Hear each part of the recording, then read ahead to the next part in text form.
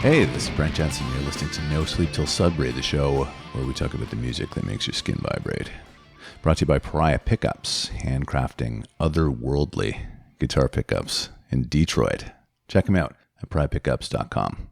To support the No Sleep Till Sudbury show on Patreon, you can visit patreon.com/Brent Jensen Music. This week, I welcome Mr. Alex Huard to the show. Alex is the host of the Release Day series, which has lately also become a podcast. Alex has made some contributions to the No Sleep Till Sudbury show, and he's here this week to talk about a little surprise that we both have for you in the way of collaboration. Check it out. Alex Huard, welcome, sir. How are you doing? Brent, I'm very well. Thank you so much for having me on the show, man. I've had my list ready for about 2 years listening to this. I've just been waiting for the call, and it must have been a slow week because I finally got it. Oh, now you're making me feel bad. Oh, that's terrible. I'm sorry. No, you've had a lot of great guests, man. I like it's been awesome to listen to the show. Like I started listening to it about a year and a bit ago, I think, just after you and I met, because I met you at an Indie Week show and I recognized you. I went up to you and I said, "Hey, Brent, I'm Alex Huard. I haven't listened to your podcast, but I know about it." See, that's good. That's honest. So you were very forthright and you said, "I've not listened to it yet. However, I appreciate that." So we got off to a good start there, you and I. We did. Absolutely, yeah. And then that just kind of gave me some confidence to follow up with something I was working on. And man, it's been great to just connect with you ever since, just after the pandemic started last year. So it's been great to be friends with you now. Well, you and I have talked about working together on something, and we're going to get to that in a second. But before we do that, Alex, I want to talk about the very wonderful Release Day series. I've talked about it on the show previously, but you do great work on this thing. It started out as a video segment that outlined new releases from indie artists, and upon seeing it for the first time, I was immediately impressed by the quality of the work. Thank you. I thought it was fantastic. But I loved its intention, because your intention is to shine a light on indie artists who, are about to release quality work that may not be seen without the marketing heft of a major label. So I thought that was really great. Yeah. No, thanks, man. Yeah, and that was the idea. Once the pandemic hit, we were obviously all shuttered from the world, and I just wanted to still somehow be involved in the music world, and had some connections and knew some artists that were releasing some new music. So yeah, it started out as a video series, and we'll try and continue with that. It's a lot of work. At the time, I was laid off, and we didn't have a second child, so things were a little bit easier to crack down on doing the video stuff. So we just transitioned it into a podcast, but it also opened the door for us to talk to a few more artists, and exactly, that's it, man. Shine a light on some of the talent and I guess underground artists that others may not have heard of. So I appreciate you bringing it up and mentioning it, because it's been a lot of fun to work on. Me and my friend Graham Beery, we have a ton of fun doing this. It's great to talk to the artists, and every week we just get to hang out, talk music, and I mean, what's better than that? I was just going to say, what's better than that, right? Yeah. Now, you and I was saying earlier that we've been talking for a little while about working together on something, and we just couldn't really figure it out. But I think that we have finally come up with it in the last little while here. So you have been a very kind and engaged supporter of the show for a while now, and I appreciate that. And you and I would talk about aspects of No Sleep Till Sudbury episodes after you'd listened to them, which I thought was really cool. And recently, during one of those conversations, you shared with me that through the playlists that guests bring to the show, you sometimes learn about music that you might not have necessarily paid attention to otherwise. So quite specifically, Andy Curran brought in Aerosmith's Toys in the Attic. And that was a song that you said, I knew about it, but I didn't really, kind of focus on it. Yeah, exactly. Even Aerosmith as a band, it just wasn't one that stood out to me to go in and listen to. And when he had mentioned, I think it was No More, No More was the song that he picked. So I went and listened to the album in full, and I was like, man, this rocks. Yeah. And which was their next album. But I just thought it was an awesome album. I don't think I would have ever really gone to listen to Aerosmith had I not heard from Andy how it felt for him. Now, are we allowed to disclose your age on the show? Oh, go for it. Well, do you even know how old I am? I don't know if we even talked about this. I believe that you're 31 years old. Is that right? Okay. All right. You're right. Yeah, that's it. But the reason why I'm saying that is because as a 31-year-old, I'm 52. So, I would know Aerosmith, right? And they were even before me. Mm-hmm. Like Aerosmith was not, Guns N' Roses basically was my Aerosmith. So it's almost 2 generations removed from you. I just thought it was fantastic that, and I get it, you had heard of it, but you really kind of dug into the album and said, Jesus Christ, this is great music. Totally. Yeah, so absolutely. That was really cool. I was glad that happened. Yeah. And one other, I just got to say too, because Sean Kelly had a great episode and he introduced me to the Kim Mitchell EP with Kids in Action. And I've been blasting that EP ever since that episode came out with him. So thank you, Sean. and thank you, Kim, because now I've gone down a Kim Mitchell rabbit hole as well. And man, honestly, the podcast, when I hear those stories from your guests, it connects me to the music more. And again, that's why I want to go check it out, because now I have this sort of this personal touch to the songs, and I'm like, okay, this is a little bit more than just hearing it for the first time. And music back then, it sort of paved the way for music now, and that's where I think you got to pay respect to the artists and the bands and the musicians and the creators from back then to appreciate what's coming out now. I think that's great. So that's where the idea came from. So do you want to explain the idea, or do you want me to do it? Sure. Yeah, absolutely. So I'd let you know I had never heard Toys in the Attic, and we get on weekly calls just to shoot the shit and just talk about what we're working on, and it finally kind of spawned this idea, which was like, hey, this music pretty well. I don't. What if you gave me an album to listen to every week? And go back and listen to it, and the next week you and I will sit down and talk about it, and we'll have this sort of generational conversation about the album that you have a personal connection to, and that you know more about, or have just more of an idea of the time and the music, and I'm just kind of listening to it for the first time in 2021, and just allowing that the effect of the album to weigh on me now. And so we'll get together every week, and you'll give me an album to listen to, or maybe I'll throw you an album to listen to that means something to me, and we'll just come back and chat about it, and just give our perspective from, again, this sort of generational difference. I think it's a brilliant idea.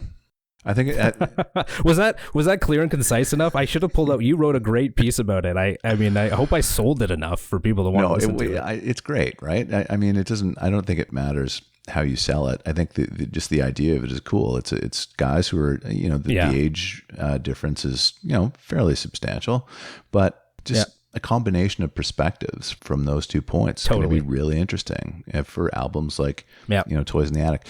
And you give me one and I'll come back and we'll have a conversation. I think it's going to be great. Absolutely. No, I'm going to find a DMX album for you to listen to, and then we'll come back and have a good chat. I'm just kidding. Hey. I don't know much DMX, so I'm open, man. I'm very much open. Great. Yeah. Yeah, no, it'll be awesome. It'll be fun. I've already started doing some research on Aerosmith, and I love this, man. I think it's fantastic. It just gives me an opportunity to dive into artists and bands that I might not otherwise have done so with. So I'm doing some research as well, but certainly bringing my own perspective of what and how I heard the album to our conversation. Awesome. One of the most rewarding aspects of doing this show has been, to learn about music from people who hold it dear, songs I would have never even known about, from genres I might not have even heard of. I've learned so much. I put together playlists based on people's selections and stuff I'd never heard of. So it's a fantastic thing, man. So I'm glad that the idea that we had was born of that concept. Mm-hmm. Absolutely. Yeah, me too. And I mean, the kicker is it's going to be a video thing. We're considering the video side of it as well. So, we'll see what we can pull off there, and people can see us in how we react. That's the big switch for me, because, in doing this for 4 years, I never really embraced the video aspect of it, just for whatever reason. But, when you and I had been talking, I had said to you, I think it was in January, I said, like, I really have to incorporate video into this somehow. And I think it's going to be really cool that we're going to do that via, whatever platform we end up using, but it just adds another kind of level of interest to it. Yeah, absolutely. And, like it's, like we've been saying too, right? It's just kind of about getting started and just get in there and say, we want to do it. Okay, let's do it. We're going to record this thing, and we came up with the idea 2 weeks ago. Let's just do it. Oh, it'll be great. Hey, listen, people unbox toys on YouTube and get paid for it. So good point. Yes, there's a lot of things people get paid for that I can't believe I don't. So that's for sure. Yeah. All right. So we're probably going to kick that off this week, I think, aren't we? We'll do a couple of pilots and see how it works. Yeah, get into the groove, right? Get a feel for it, see how well, you and I work together, and, throw a couple punches, and, it'll be great. That's right. No, it will be good. I'm totally looking forward to it. It's going to be a lot of fun. Yeah, it will be. Okay, man. So are you ready to talk about these tunes that you sent over? I am. Yeah, absolutely. In the spirit of the show, you are Yes. going to talk about your 5 songs that make your skin vibrate. And a couple that will require educating me, because I do not know them. But again, that's the spirit of the show, right? So first one is Tom Petty. I know this one, Learning to Fly. I mean, look, this song, your skin vibrates every time, for me anyways, that this song comes on. I mean, I know it's, 4 chords, it's super pop rock. There's just something about this song. And if you've seen the live version as well, it is just incredible to hear an audience sing this song to him, and the way that he just accepts them. Like, that's the big thing about Tom Petty that I love, is how he loves his fans. He knows if it wasn't for the fans, he wouldn't be there. And he's very outspoken about that. It's a song that, to me, it is something that I'm learning to do, all the time, maybe as corny as it sounds, but I just feel like I put myself in situations where I'm learning all the time. It just seems like such an anthem for me, always just finding these new things to fly with. And it's just something that keeps coming back to me. I had a band, very, very short stint with a band in 2016, 2017. And, we had a show coming up just after he passed away, and I made sure that we threw this song into the mix. And, it's an opportunity to, pay tribute to him at the time. Yeah, there's everything about this song, from the chord structure. I mean, it's a great album. Into the Great Wide Open. Come at Me, People is the greatest album, in my opinion, ever.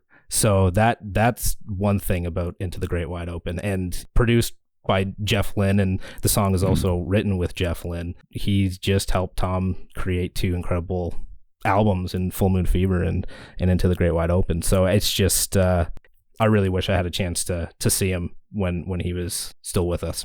Mm-hmm.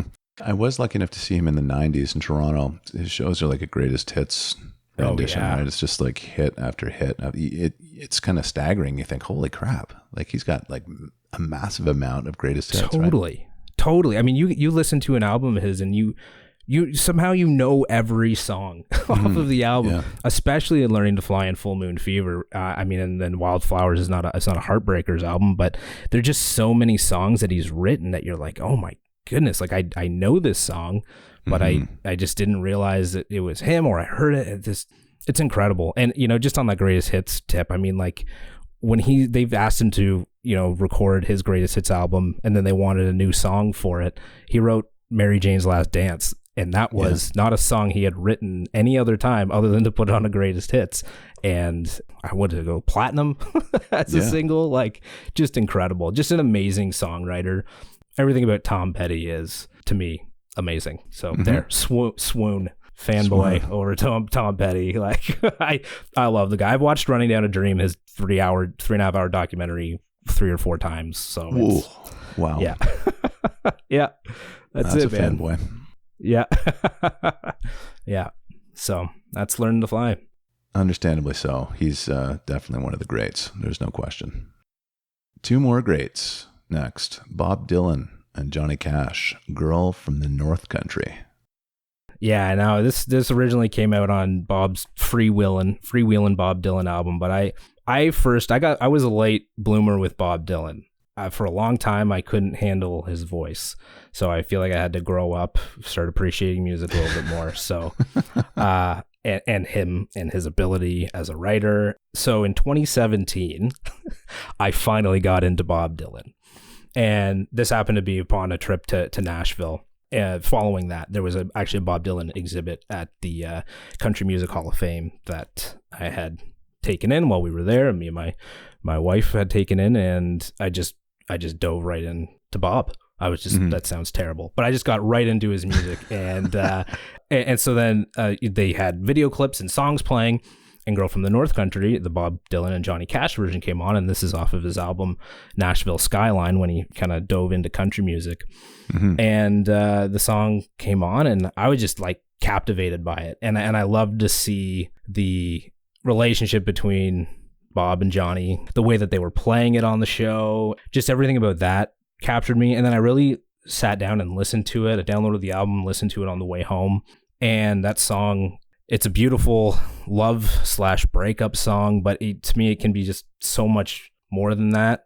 Just thinking back to this person, to anybody that, you think back, see for me, if their hair is hanging long, that is like, it's like, just see, are they the same? Or are they different? Let me know. Like what is it about them? Like, and hey, make sure that they're wearing a warm coat. Like, just still having this care for this person. I think we all have somebody like that, whether it's, a love that we've moved on from, or a friend that we no longer see, or, just there's something about that. I feel like it just totally is just so relatable to many of us. And certainly to me, just the way that is an anthem for remembering and nostalgia, and hoping that things are still the same when, they're probably not. So just beautiful. Yeah, no, I agree. It is emblematic of a nostalgic, almost a commemoration of the past. That's something I really have always loved about it. And what a great record. This first came out on Freewheelin' in 1963.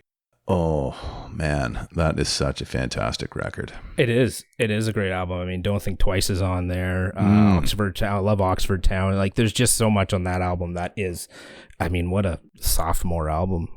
Blowing in the Wind. Like, it's amazing. Yes. And just kind of a sweet song. Bob Dylan's known for being acerbic, and a little bit cutting. This is just it's a beautiful folk song. Yeah, it's interesting, to sort of see that turn. What was it like? Was it Susie Rotolo? Who knows? What was it about that? Like that kind of changed him a little bit later on. But his first two albums, I mean, it's so raw. It's crazy, like, to listen from there to today. But from the 60s into the 70s and the 80s, the way that he just evolved with the times, and obviously was, breaking ground. And he's, again, just like with Tom, I mean, and these guys toured together, they backed up Bob Dylan. It's incredible songwriters, and they recognize that, and they made the Traveling Wilburys together. And again, with Jeff Lynne, like, guys that really love doing what they are doing or did. You're right. Rich music. Oh, yeah. Yeah. You're going to have to educate me on your next pick here. Yeah. I know nothing about this song nor the artist. It's Olafur Arnalds, I believe, and the song is 3055. That's correct. This to me is more of a personal connection, but Olafur is an Icelandic composer. And this whole album, Eulogy for Revolution, again, I could put this entire album on, but it is essentially, from what I've had to read up on it as well, is about this idea of human existence, and eulogy for a revolution is what some articles have said, and it's just beautiful. He composed it when or wrote it at least when he was 18 years old, born in 86, composed it when he was 18, and so many composers, even in the Victorian days, that are young when they created their first sonatas or whatever. But this album is just beautiful. And this song in particular was the song that introduced me to him. And I believe I heard it first on 8 Tracks when that website was around. Oh, yeah. Yeah, so this came out in 2007. So like that's when I heard the song was on 8 Tracks. And I loved that website. I'm not going to get on a huge side tangent, but that was like the best way for me to discover music was 8 Tracks or last.fm. They just had so many songs that I was not hearing on the radio, obviously wasn't hearing on CDs, and this was before Spotify and discovery through Apple Music. So that's where this song popped up for me. A few years later, I ended up getting back into it, so probably around 2014. Okay. I got the whole album and started really getting back into it. And the real personal connection for me was I would listen to this album back and forth between Whitby and Toronto as I would commute to work. I was huge into zombies and zombie books and graphic novels.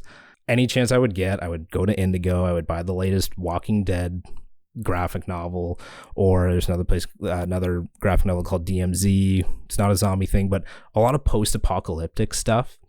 And I would put this album on, and this song would always come on at like just what seemed like the most opportune times when there was just absolute disarray, or there was an attack going on, or it was just like it was almost perfect because just the way that everything seemed to line up with what I was reading. Every time I would have to look up and remind myself that I was on the GO train, because I felt like I was just like engulfed in this zombie world or this post-apocalyptic era that really sucked me in, and this music, his compositions were a very real part of sucking me into that. And I just, every time I would go, I would put this on, and that's it didn't matter what part of the book I was at or what part, everything was just perfect. So that's what that song really means to me, is sort of a soundtrack to that part of my life, which was also a real growing point for me in finally graduating from college, having a full-time job. And that just sort of is what this song and this moment represents for me with that one. So nothing super deep dive in behind the meaning of the track, but just more so that personal connection and the way that the song makes me feel and what it makes me think about and remember back when I was a youngin'. Brent, you still are a youngin', my friend. That's awesome. That's really cool. Thanks. Yeah. Well done. Yeah. I'm gonna check the song out. Yeah, please do, and maybe read something post-apocalyptic while you're at it. Let's not get crazy. Read the Globe and Mail tomorrow, or maybe read the Toronto Star. Anything in the news will go well with this. Yeah, okay. Eulogy for evolution. So yeah, exactly. The decline of Western civilization. That's it. It's all around us. It's happening. James Taylor is next with Fire and Rain. Yeah. Curious about this one. Yeah. Look, I've never been addicted to heroin, so I don't have that kind of a connection to the song. But no, I know. This song, I mean, sonically, like, again, the music, James Taylor, again, just another one, like Tom Petty and Bob Dylan. The guy is a fantastic songwriter. And, prolific, just the opening words, and just yesterday morning, they let me know you were gone. You kind of just think about that. You're like, man, like what?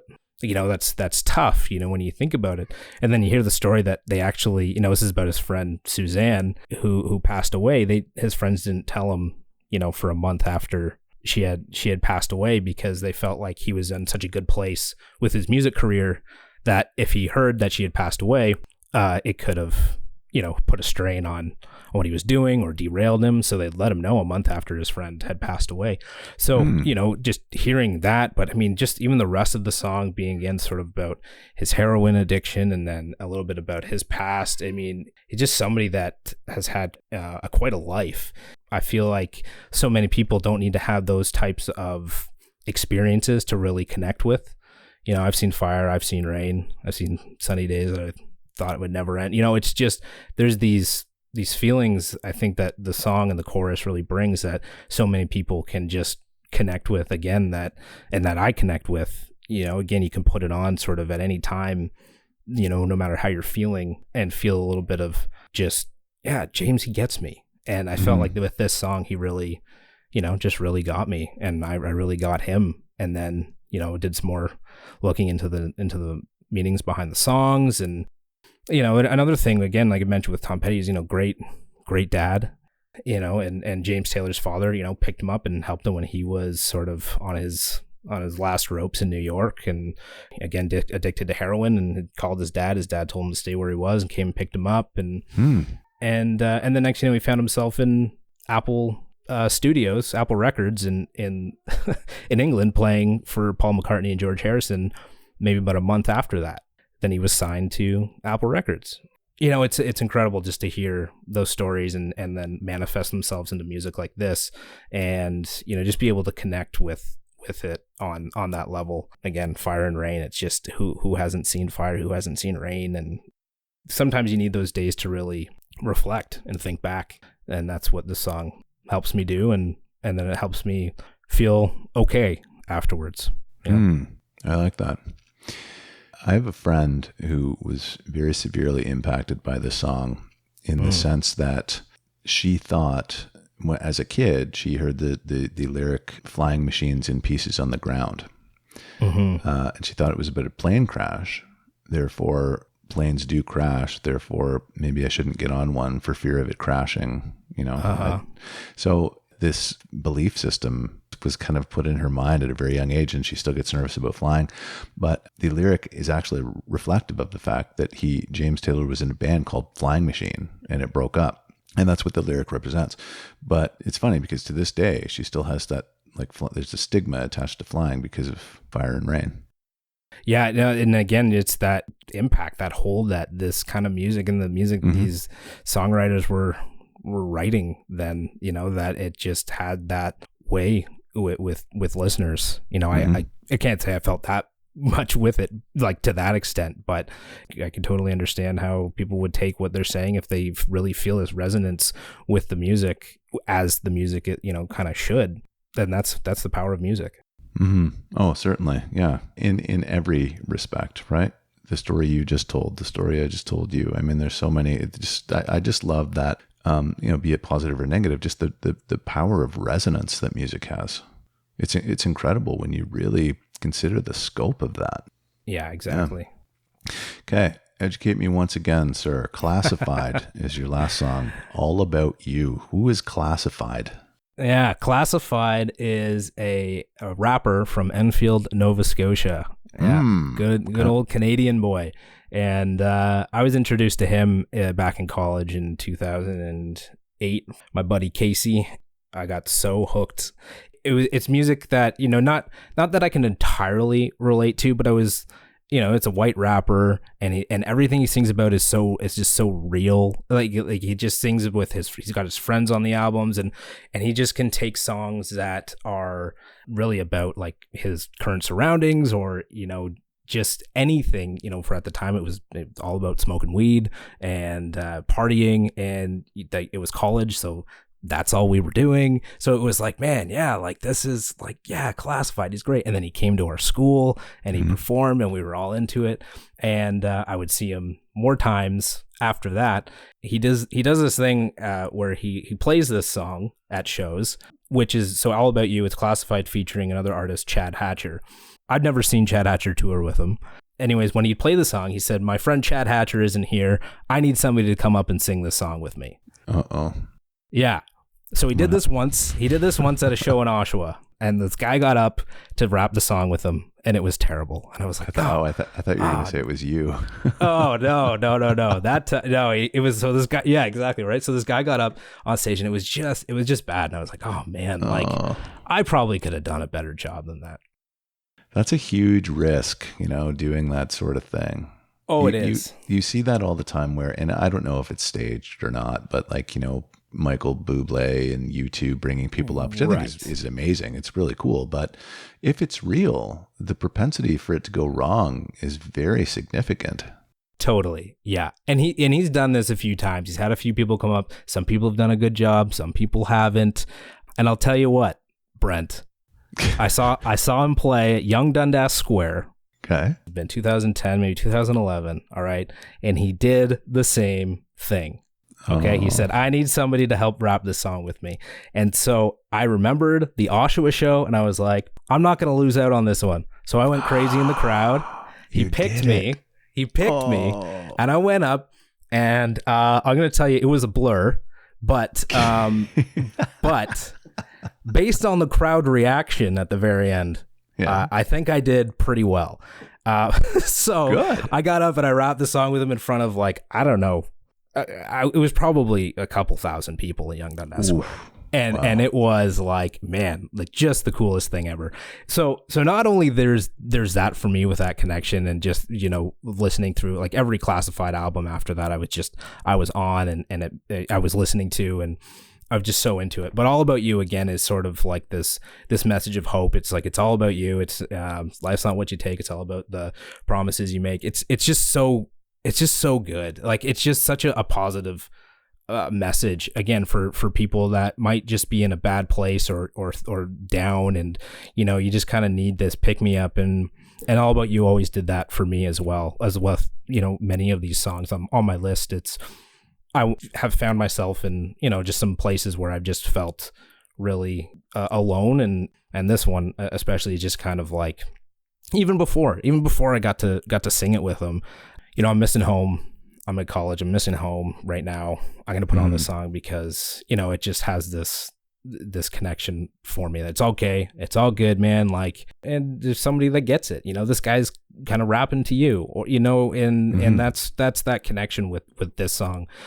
Really for me, that makes my skin vibrate, is just knowing that I can put this on and be transported back to a time when I just, now that I think about it, life was pretty easy. Felt pretty hard back then. But it was just this time where, I just needed to hear these lyrics. And that was a big part of what All About You did for me. Awesome. That's great. That is so great. Yeah, man. You hit it on the head, man. Well done. Oh, thanks. Thank you. Well, this was great, man. I appreciate you letting me come on with these songs. This is your first time. So how do you think you did? How do you feel like you did? I feel pretty good. I feel like I talked a lot. My mouth's a little dry, but no, hey, I just hope that somebody's listening and maybe says, hey, I'm gonna go check out Classified, or I'm gonna go check out Olafur, or I need to listen to James again, and kind of introduces them to one of these songs at a time when they need it most. Yeah. I think you will find that will happen. So good for you. I think you did great. Thank you. Thanks, man. Yeah, thank you for coming on. It was awesome. I look forward to our next little project together. I think it's going to be pretty cool. I'll keep people updated as to when that happens and where they can find it. Totally. Yeah. Yeah. I can't wait, man. That's going to be great. I think we're going to have a ton of fun chatting about those albums. We will, for sure. We will. Yeah.